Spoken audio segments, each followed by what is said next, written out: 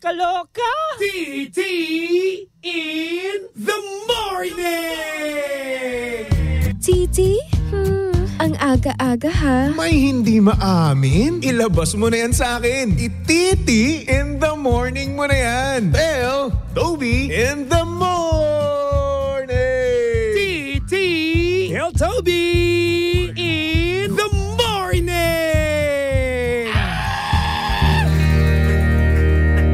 Number 1! 6.7 Energy FM.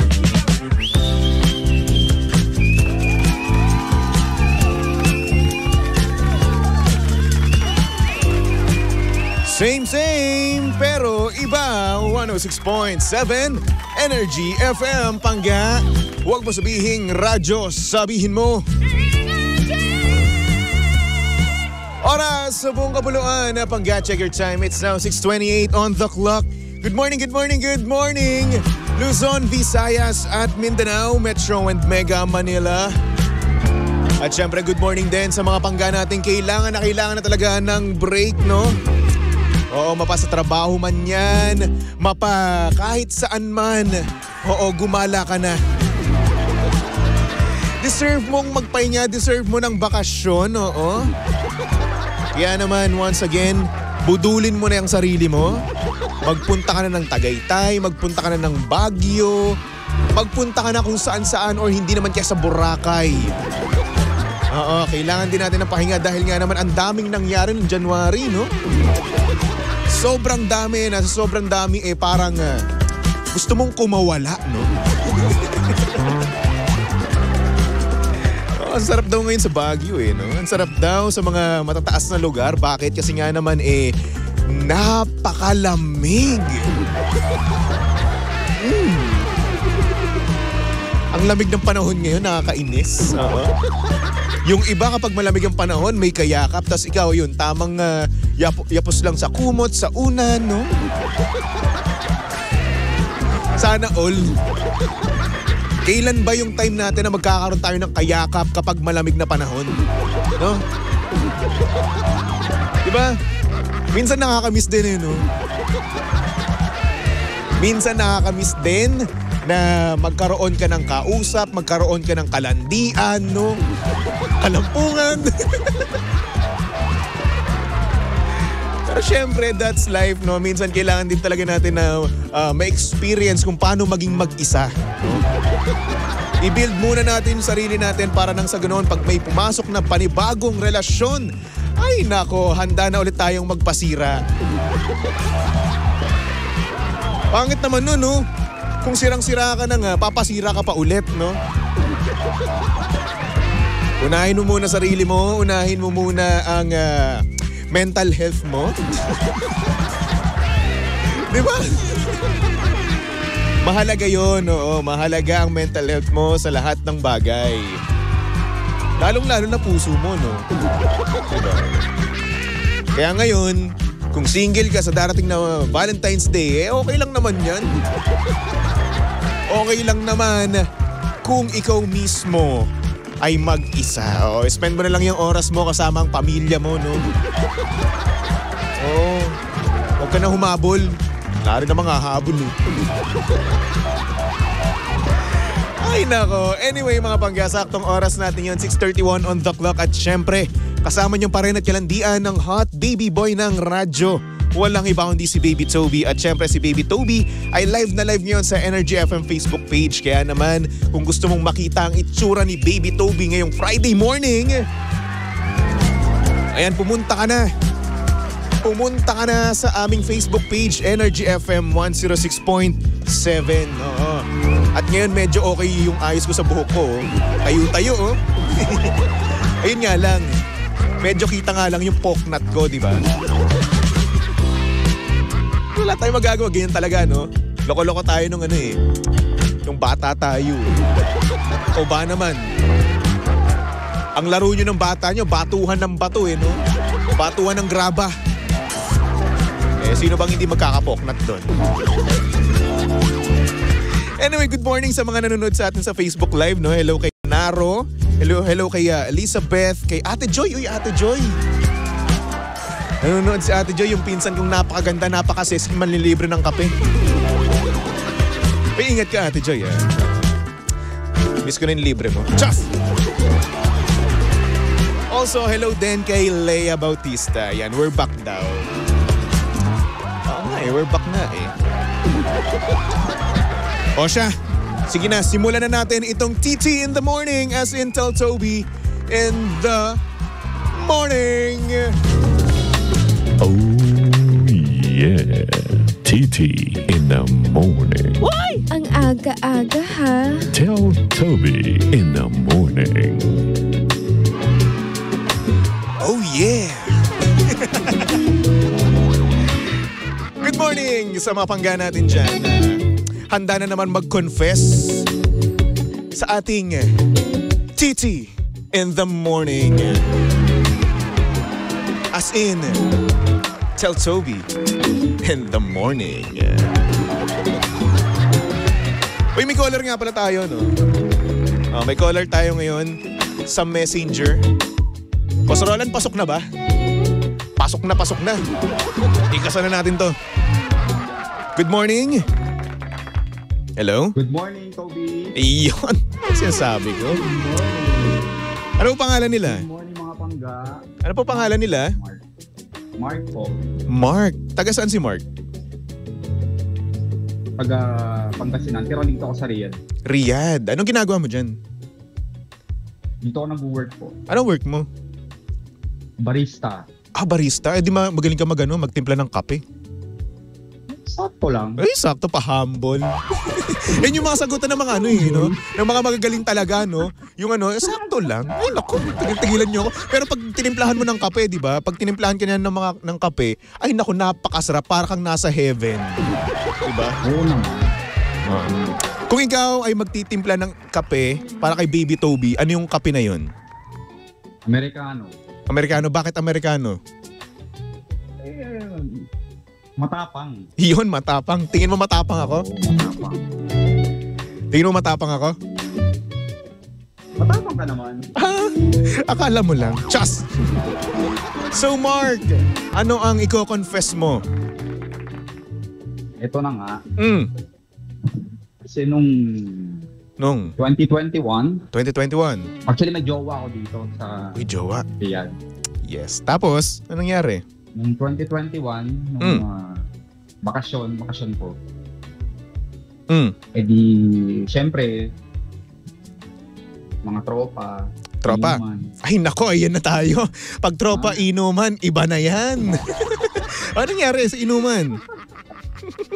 Ayun nga, parang hindi ko alam na doon pala yung ex ko. Patay tayo dyan. Ano nakita? So, yun, inuman. Hindi ko ini-expect na tinawag pala ng mga tropa ko yung ex ko. So, parang ano nangyari? hindi inuman. So, after ng inuman, ilabas mo yan. And No, FYI, ito reminder lang naka-on air tayo sa radyo, mahal ko ang trabaho ko, ayoko magka-memo. yes. I know. Okay, proceed. Hindi, yun, after ng inuman, so, lahat ng tropa ko, di mga tipsy na. So, natira na lang kaming dalawa. Hoy! Ay! Anong ginawa nyo? Hinatid ko siya. Hinatid. Hinatid lang sa Tapos, bahay nila. what happened? So, ayun, So? may nangyari. May nangyari!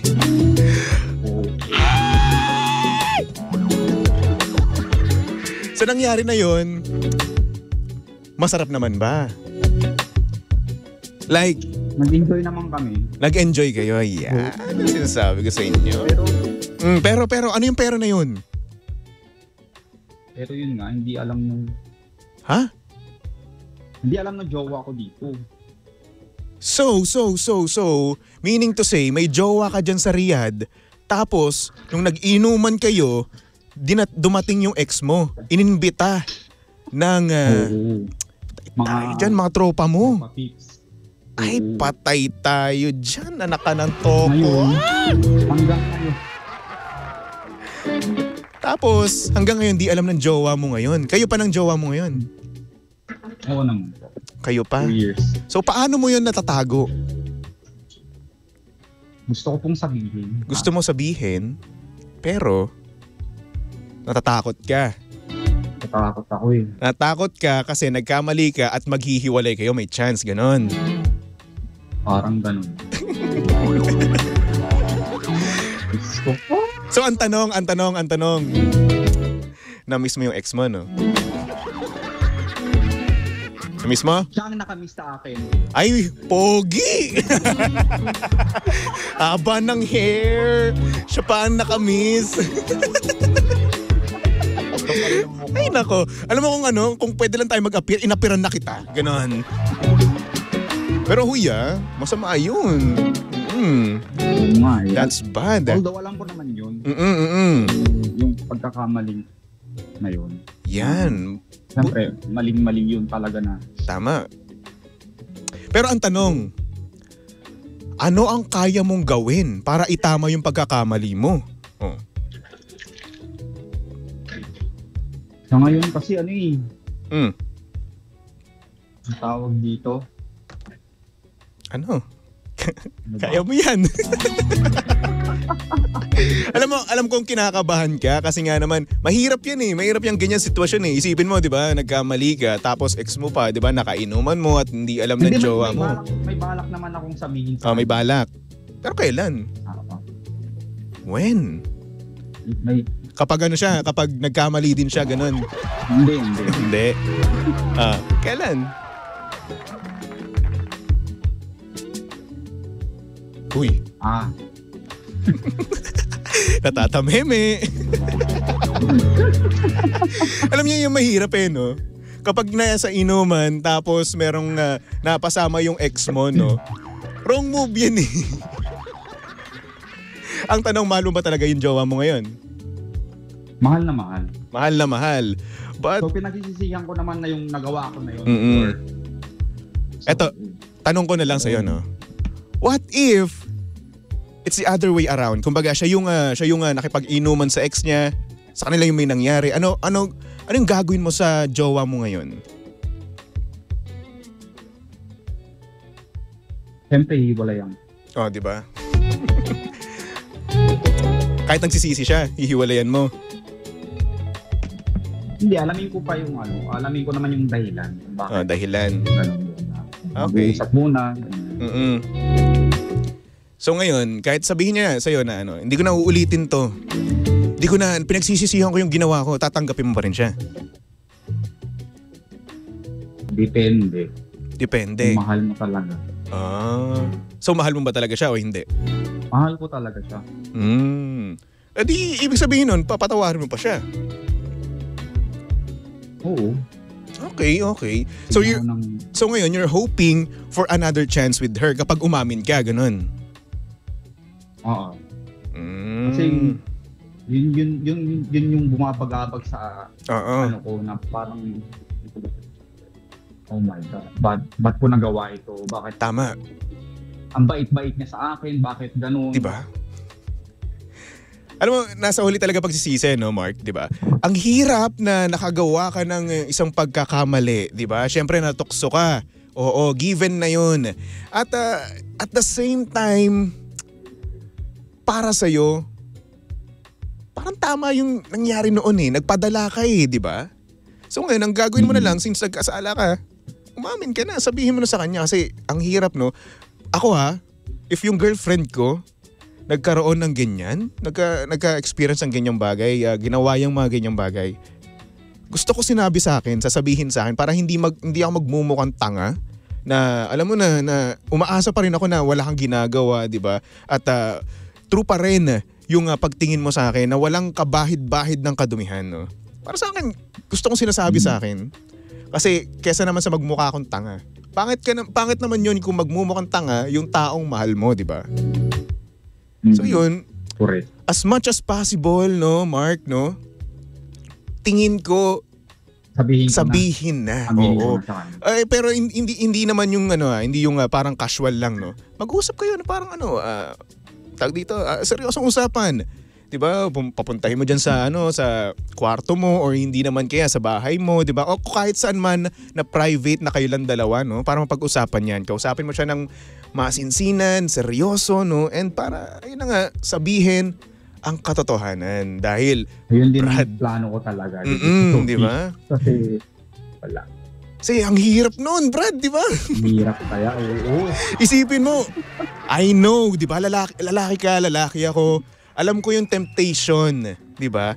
Kaya sa mga lalaki dyan, no, hanggat maaari, no, mag-timer pag-inuman at kung kontrolado nyo naman ang sarili nyo, kontrolin nyo talaga. Ng sobra-sobra. So, ikaw dati hindi mo na control yung sarili mo, no? Oo nga. Nadala ka. Gusto pag sinisip, bakit nandito yan? Di ba? Tapos, ikaw naman, no? Naku, patay. Hatid mo pa. Yung mga kasi nga. Bakit mo pa kasi hinatid? Hayaan mo na lang siya. May paa naman yun eh. Nagkasala ka tuloy. And the best thing to do here is, to come clean, aminin ang mga pagkakamali, and of course, humingi ng tawad. Yun yung siguro pinaka the best mong gawin, no? Mag-sorry ka sa mga bagay-bagay. Alright? Opo. Nice one. Pero tama yan, ha? Actually, yan yung first step, no? Mag-confess ka. I-confess mo na mali yung nagawa mo. I-confess mo yung ginawa mo. I-open up mo yan. Tama yung ginawa mo. Congratulations, Mark, no? At ikaw na bahala, ha? Malaki ka na, matanda ka na. At tinubuan ka na ng dapat tubuan. Di ba? For sure naman tinubuan ka na, no? Yan. Mark, good luck sa'yo, ha? Yun na lang masasabi ko. Good luck sa'yo at hanggat maaari, gawin na ang tama, okay? Thank you, Toby. Maraming salamat, Mark, at salamat din sa pag-confess mo kay Baby Toby. Grabe. Thank you, Toby. Nang init ako sa kinonfess mo.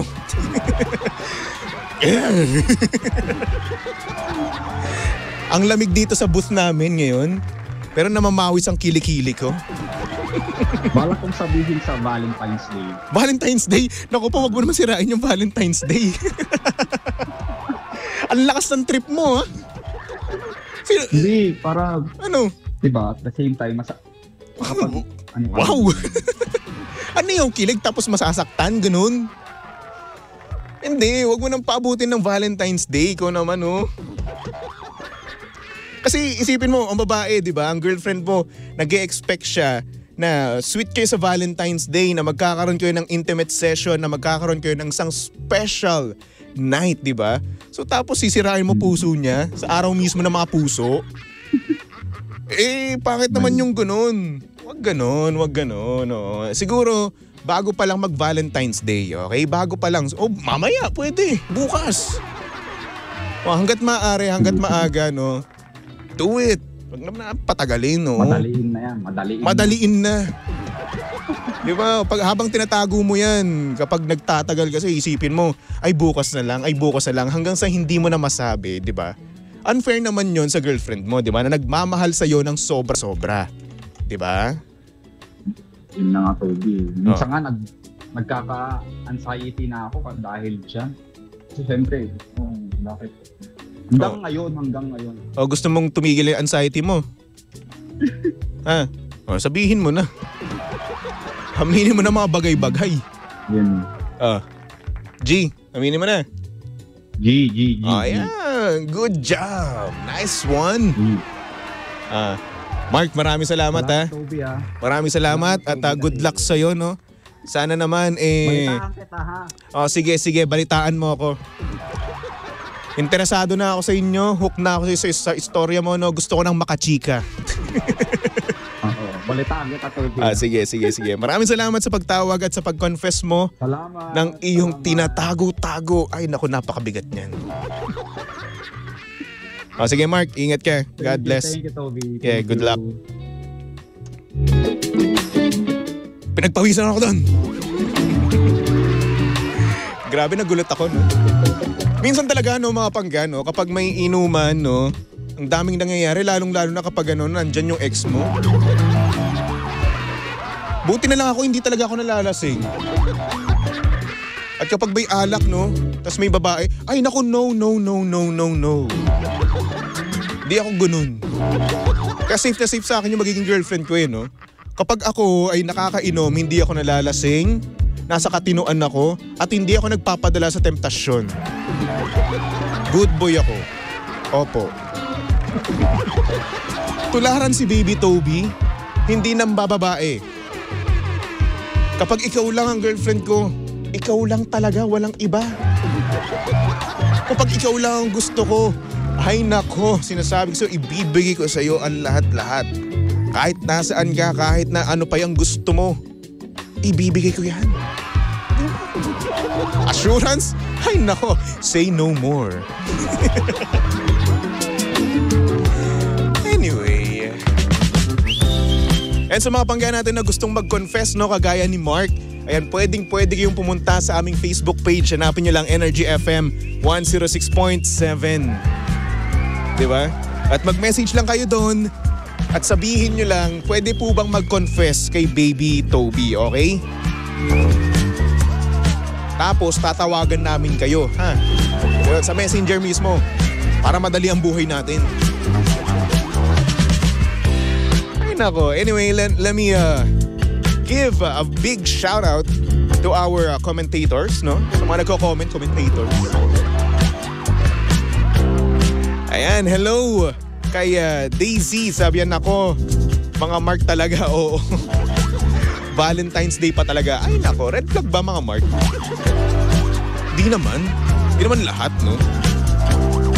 Sabi niya pa dito, sabihin mo agad para di magmukhang tanga yung GF mo, kuya. Kay Ness. Been there. Relate na relate siya, no? Daisy. And sa mga pangga natin na gustong mag-confess, no? Ayan, again, pumunta kayo sa Energy FM 106.7 Facebook page at mag-message lang kayo doon at sabihin nyo lang, pwede po bang mag-confess kay Baby Toby, alright? So for the meantime, magbalik tugtugan muna tayo for our next song. Here's a song from Orange and Lemons titled Abot Kamay. Tumutok lang dito sa number 106.7 Energy FM. Pangga, huwag mo sabihing radyo. Sabihin mo,